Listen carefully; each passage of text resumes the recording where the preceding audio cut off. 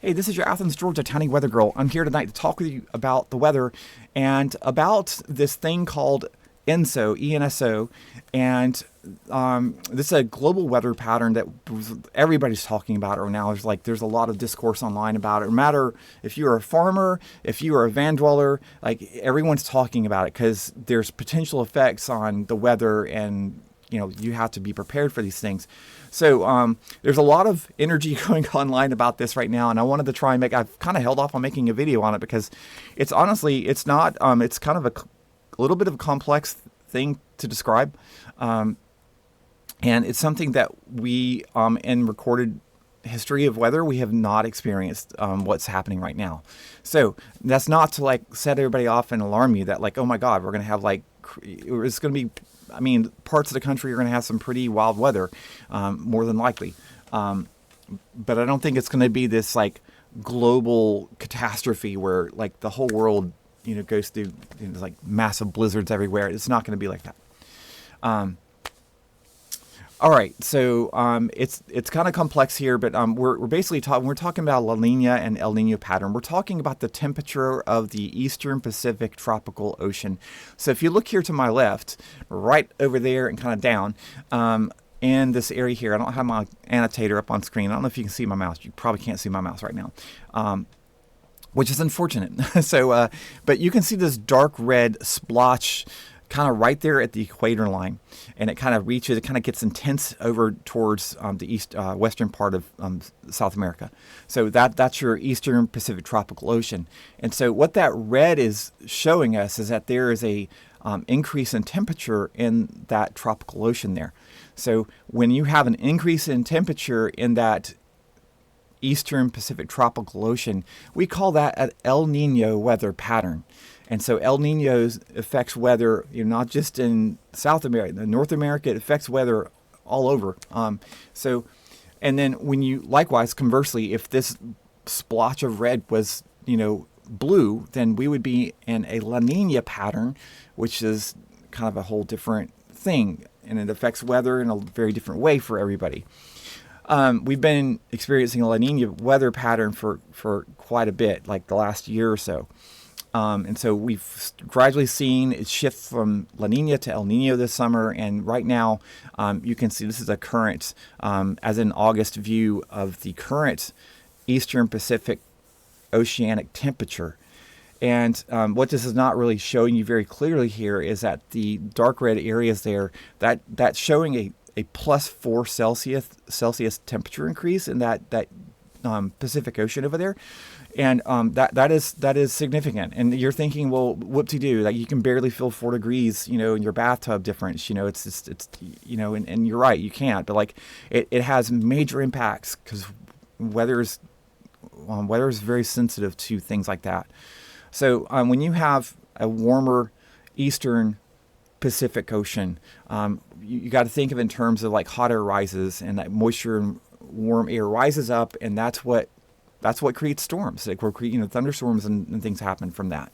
So it will definitely have some impacts. So I'm going to try to step through in some very simple terms. And apologies if you're a Met student, or if you're actually, for one weird reason, if you're actually a meteorologist watching this video, which you probably shouldn't be. You should probably studying. And I'm going to try and simplify this a little bit. So all right. So first of all, I'm going to talk about temperatures.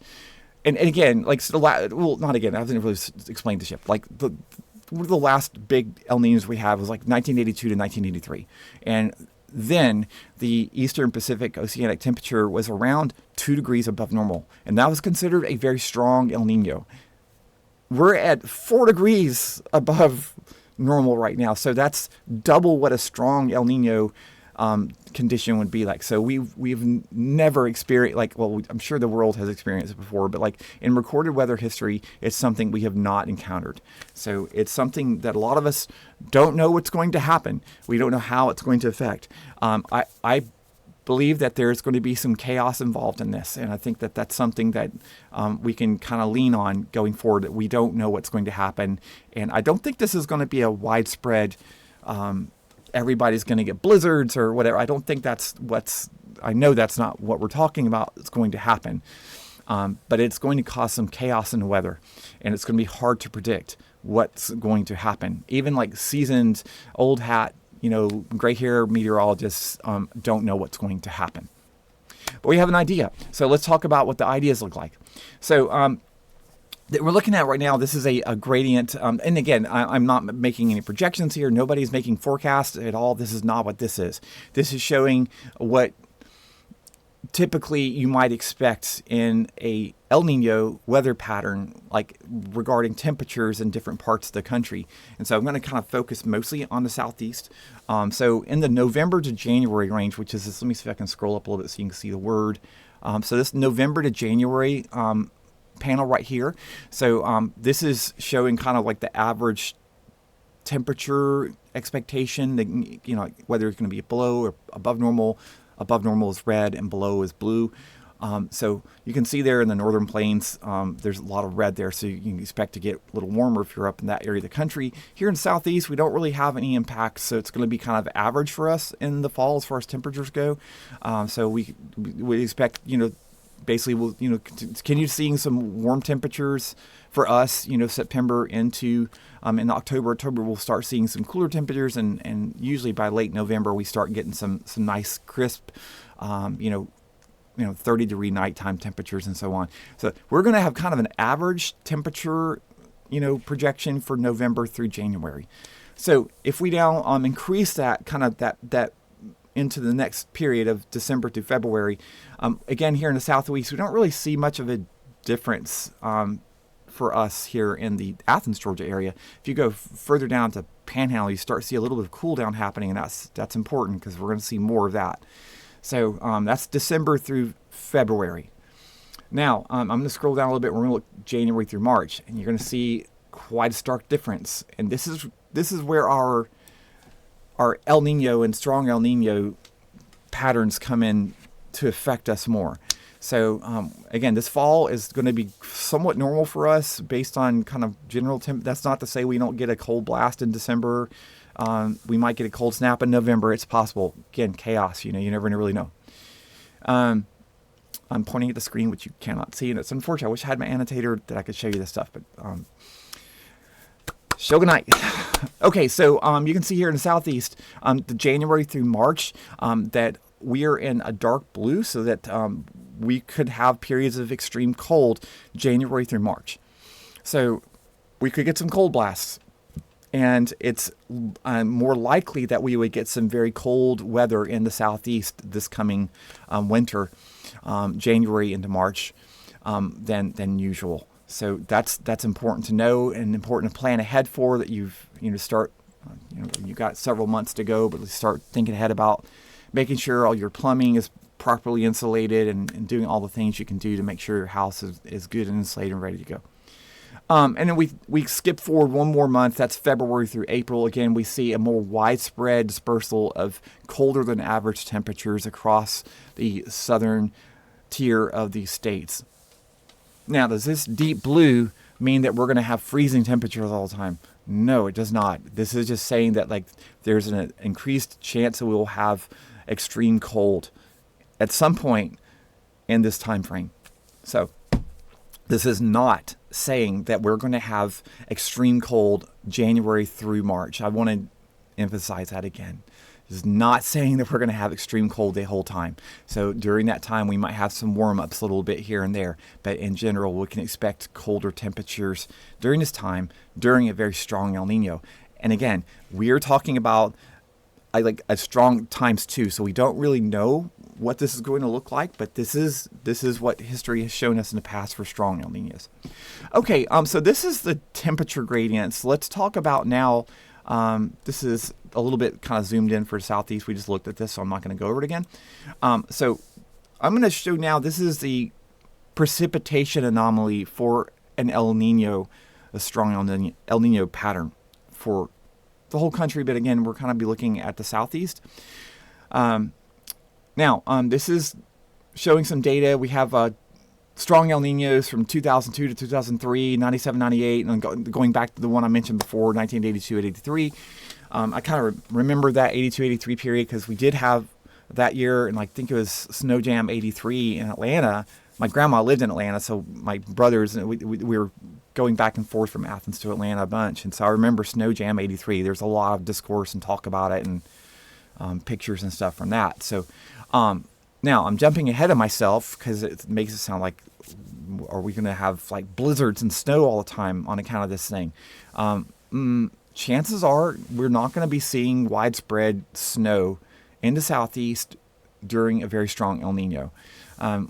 Yes, there will be colder than usual temperatures, and there might be some periods of extreme cold, but that doesn't always necessarily correlate to having the cold land at the same time you have moisture in the area.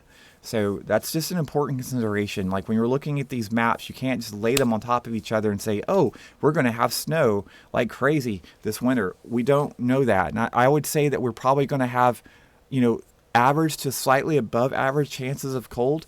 And above this map right here is showing we have a little bit above average chance at precipitation during the wintertime, during this El Nino. This is again during, what we've seen in past with strong El Ninos, not like the Super El Nino. We don't know what's going to happen exactly. So, but this is showing here we have a little bit of above chance of precipitation during this El Nino event.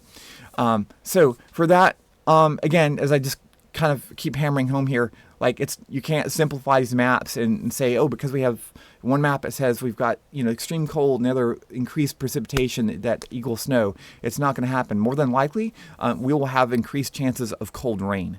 So that is much more likely to have the outcome, depending on the climatology. Like folks maybe up in North Carolina, depending on where they are at higher mountain areas, will probably see more snow, but that's honestly the way it goes every single year. So that's not going to be a lot different from what we already know and see. Like last year we had a little sleet. That's a cool word, snow and sleet at the same time, sneet. I find myself doing that sometimes. I'll combine words and my brain just does it automatically, and it's weird. We have this past year we had a little bit of snow, a little bit of sleet, and I feel that we could have some of that this year too. Okay, so that's a really quick and very oversimplified probably explanation of this thing called El Nino and the Super El Nino. Again, just to kind of summarize, this dark red over here represents right now, and this is current, it's August 15th. So this is a 4-degree above normal temperature in the eastern Pacific tropical ocean. That means increased storm activity, and that storm activity is going to drive weather patterns across the states. I'm not getting into what the weather is going to be like on the West Coast because I haven't really studied that much, and I don't know. So if you're out on the West Coast, happen to watch this video, I would check with on some other resources for that. But for the southeast, we can expect some cold shots of air, probably some very, very cold air at some points. I don't think that we're going to necessarily always have cold air and increased moisture at the same time. And that's climatology in the southeast. We just don't get a lot of chance at snow here. Again, we're dealing with Super El Nino. We don't know what's going to happen. Nobody does. If anybody shows you this fancy ass AI fucking prediction of what they think is going to happen, it's garbage. It's literally AI slop, and just don't believe it.